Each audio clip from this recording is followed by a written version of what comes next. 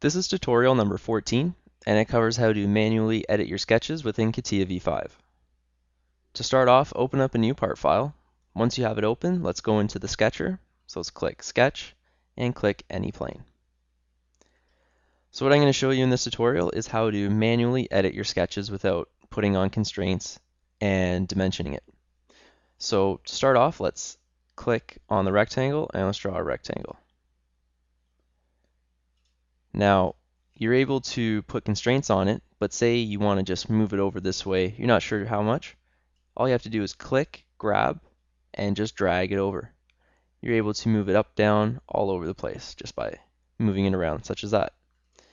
Now let's draw a circle, and we can do the same thing.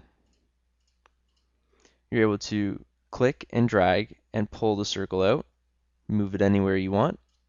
You're able to press and hold on the center point and just move the center point around.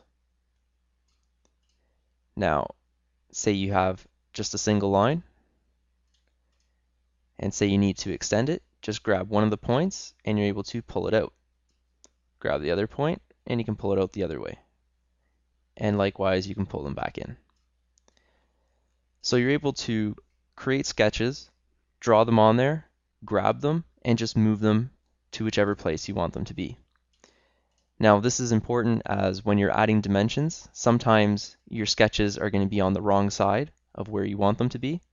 So say in this case, this line is below here.